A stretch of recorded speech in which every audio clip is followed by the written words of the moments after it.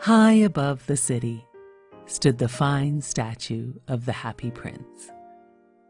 He was gilded all over with gold leaf, and his eyes were bright sapphires. A large red ruby was in his sword. "He is as beautiful as a weather vane," said one of the town councillors, who wished to be known for his artistic tastes.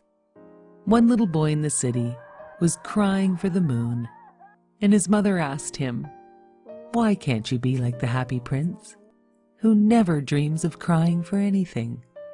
Everyone loved the Happy Prince statue in the city. "He looks like an angel," remarked the children of the school. Their math teacher asked, "How would you know? Have you ever seen an angel?" "Of course," said the children, "in our dreams." One day a lonely swallow landed on the Happy Prince for a rest. He nestled in between the statue's feet to go to sleep. But just as he was about to fall asleep, a large drop of water fell on the swallow. The swallow saw no clouds and could not understand where these drops were coming from. The swallow looked up and saw the statue's eyes were full of teardrops, and that is where the drops were coming from.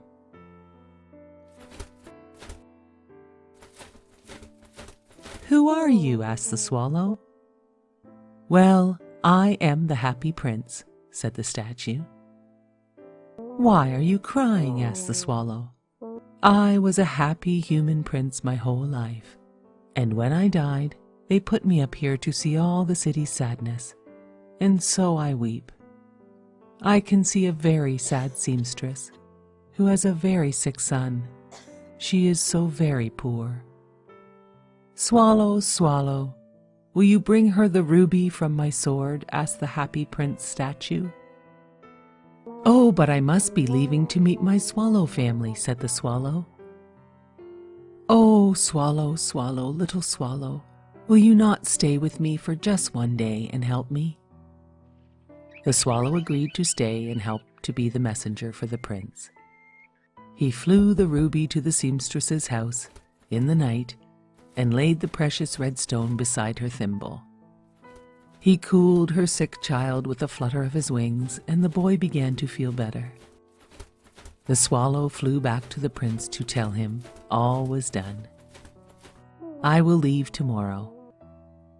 "Please, swallow, stay one more night to help me," the Happy Prince asked the swallow. He asked the swallow to take one of his sapphire eyes to help a poor playwright to finish his play. The little swallow snuck into the playwright's room and left the sapphire. The playwright was overwhelmed and could not believe his luck.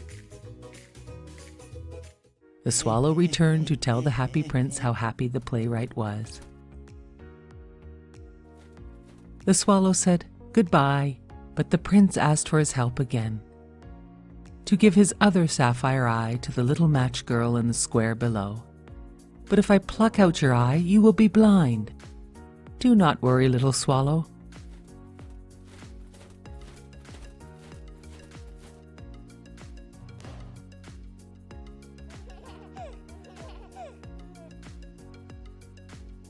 Go and join your family now."